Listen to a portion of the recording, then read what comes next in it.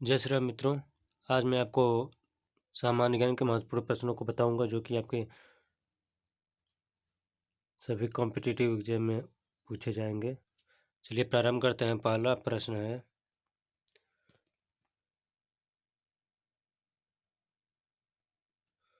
प्रश्न है, डॉक्टर अंबेडकर ने हरिजनों के प्रति गांधी और कांग्रेस के दावे को चुनौती देते हुए कौन सा लेख लिखा था? तो इसका उत्तर है Congress and Gandhi have done. Doctor Ambedkar ने हरिजनों के प्रति गांधी और कांग्रेस के दावे को चुनौती को देते हुए Congress and Gandhi have done लेख लिखा था। अगला प्रश्न है, स्वामी विवेकानंद ने भारत को जानने के लिए की गई अपनी यात्रा कहाँ समाप्त की? तो कन्याकुमारी में। अगला प्रश्न है, स्वामी विवेकानंद मेमोरियल शिला केंद्र कहाँ स्थित है? तो कन्याकुमारी में स्थित है स्वामी विवेकानंद मेमोरियल। अगला प्रश्न है, स्वामी विवेकानंद ने शिकागो में किस कार्यक्रम में 1893 में प्रतिभाग किया? तो उत्तर है विश्व धर्म संसद। अगला प्रश्न है, स्वामी विवेकानंद ने किसे भारत की आत्मा कहा है? तो स्वामी विवेकानंद ने अध्यात्म को भारत की आत्मा कहा है। अगला प्रश्न है, भारतीय असंतोष का जनक किसे कहा जाता है? तो भारतीय असंतोष का जनक बाल गंगाधर तिलक को कहा जाता है।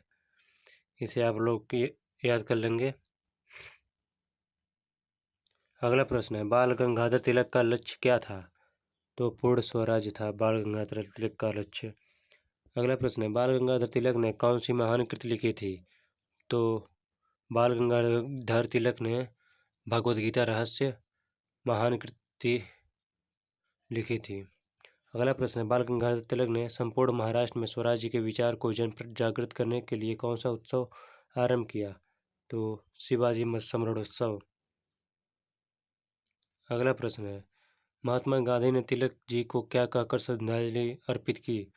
तो महात्मा गांधी ने तिलक जी को आधुनिक भारत का निर्माता कहकर श्रद्धांजलि अर्पित की थी। अगला प्रश्न है, स्वामी विवेकानंद ने शिकागो धर्म सभा में किस धर्म का प्रतिनिधित्व किया? तो हिंदुत्व का प्रतिनिधित्व किया। अगला प्रश्न है, वह पहला भारतीय कौन था जिसने विदेशी शासन के सहयोग न करने की बात कही थी? तो लोकमान्य बाल गंगाधर तिलक।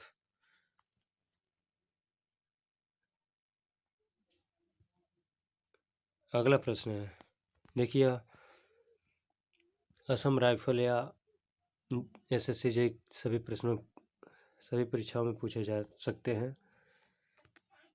इसे आपको स्मरण कर लेना है।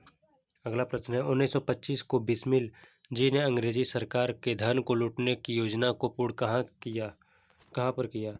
तो काकोरी में। अगला प्रश्न है, बिरसा मुंडा मिशनरियों के किस व्यवहार से नाराज थे? तो आदिवासी संस्कृति के उपहास करने से। अगला प्रश्न है, आदिवासी समाज के लोग बिरसा को किसका अवतार मानते थे? तो उत्तर है भगवान का अवतार। अगला प्रश्न है, महाराजा सुहेलदेव कहाँ के राजा थे? तो महाराजा सुहेलदेव बहराइच के राजा थे। अगला प्रश्न है, महाराजा सुहेलदेव किसके उपासक थे? तो महाराजा सुहेलदेव भगवान सूर्य के उपासक थे। अगला प्रश्न है, महाराजा सुहेलदेव ने किस मुस्लिम आक्रांता को गाजर मूली की तरह काट डाला था? तो सैयद सालार मसूद गाजी को। अगला प्रश्न है, राष्ट्रीय एकता के धरातल पर ही सुनहरे भविष्य की नींव रखी जा सकती है, किसने कहा था? तो डॉक्टर श्यामा प्रसाद मुखर्जी ने। अगला प्रश्न है, डॉक्टर मुखर्जी ने किस दल की स्थापना की थी? तो डॉक्टर मुखर्जी ने जनसंघ दल की स्थापना की थी। अगला प्रश्न है, अगस्त 1952 को जम्मू की रैली में किसने यह संकल्प लिया था कि या तो मैं आपको भारतीय संविधान प्राप्त कराऊंगा या फिर उस उद्देश्य की पूर्ति के लिए अपना जीवन बलिदान कर दूंगा? तो इसका उत्तर है डॉक्टर श्यामा प्रसाद मुखर्जी। अगला प्रश्न है, डॉक्टर मुखर्जी को कश्मीर प्रवेश के समय गिरफ्तार करने वाली सरकार किसकी थी? शेख अब्दुल्ला की सरकार थी। अगला प्रश्न है, आज़ाद भारत में भारत की एकता और अखंडता के लिए सर्वप्रथम बलिदान कौन हुआ? डॉक्टर श्यामा प्रसाद मुखर्जी। अगला प्रश्न है, धारा 370 के बावजूद जम्मू कश्मीर भारत का अभिन्न अंग है, इसका श्रेय किसको जाता है? डॉक्टर श्यामा प्रसाद मुखर्जी को। अगला प्रश्न है, हमारा बुंदेलखंड के शिवाजी के रूप में कौन विख्यात है? तो महाराजा छत्रसाल। अगला प्रश्न है, बुंदेलखंड से मुगलों का शासन किसने समाप्त किया? तो महाराजा छत्रसाल ने। अगला प्रश्न, जगत गुरु शंकराचार्य को किस कार्य का श्रेय दिया जाता है? हिंदू धर्म के पुनर्स्थापना का। अगला प्रश्न है, मैं अपने लिए नहीं अपनों के लिए हूँ, अपने वे हैं जो पीड़ित और उपेक्षित हैं, यह किसने कहा था? तो नानाजी देशमुख ने। अगला प्रश्न है, वह पहला भारतीय कौन था जिससे अपने राष्ट्रवादी विचार के कारण बैरिस्टर की डिग्री खोनी पड़ी? तो वीर सावरकर। अगला प्रश्न, वह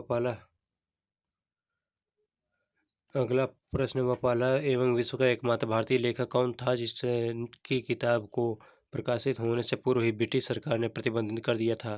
तो वीर सावरकर।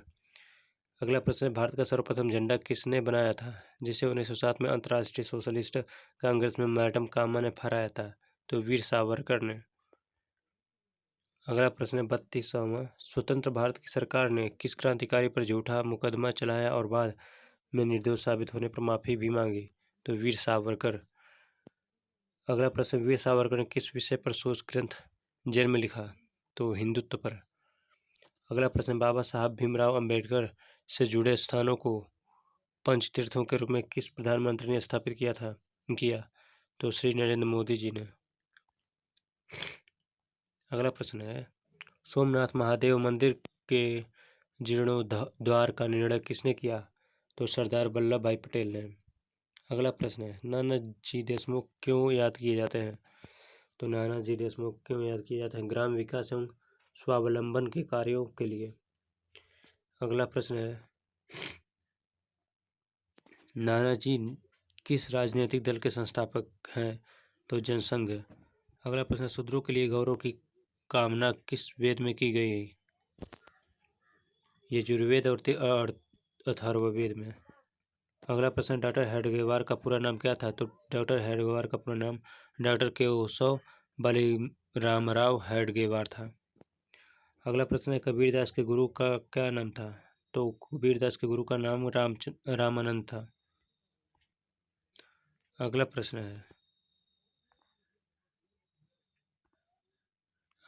है, कबीर ने अपनी देह कहाँ त्यागी?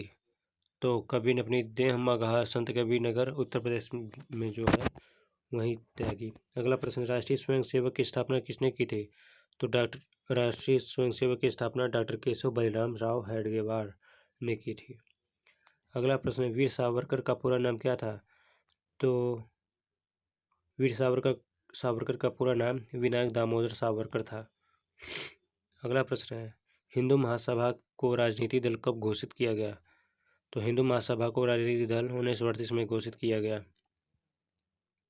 अगला प्रश्न है, सावरकर ने किस क्रांतिकारी संगठन का गठन किया? तो अभिनव भारत। अगला प्रश्न है, सावरकर को काले पानी की सजा देने के लिए किस जेल में रखा गया? तो सेल्यूलर जेल, जो कि अंडमान जेल। अगला प्रश्न, किस आंदोलन की सफलता प्राप्त किसानों ने सरदार वल्लभ भाई पटेल को सरदार की उपाधि दी थी? तो बारदोली सत्याग्रह के पश्चात। अगला प्रश्न है, नागपुर में सरदार पटेल ने किस आंदोलन का नेतृत्व किया? तो नागपुर में सरदार पटेल ने राष्ट्रीय झंडा आंदोलन का नेतृत्व किया।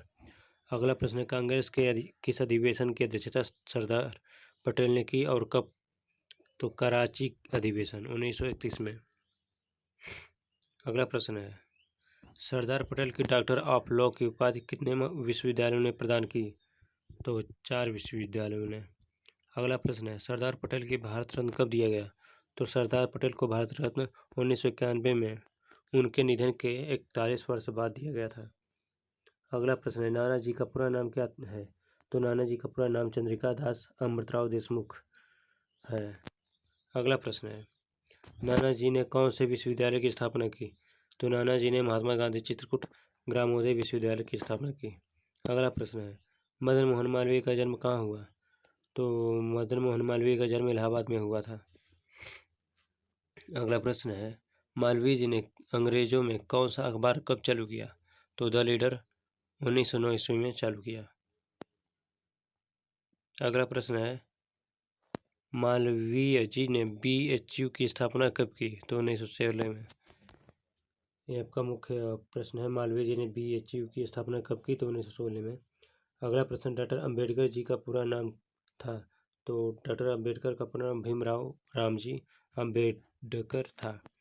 अगला प्रश्न है, डॉक्टर अंबेडकर को सम्मान से क्या कहकर पुकारते हैं?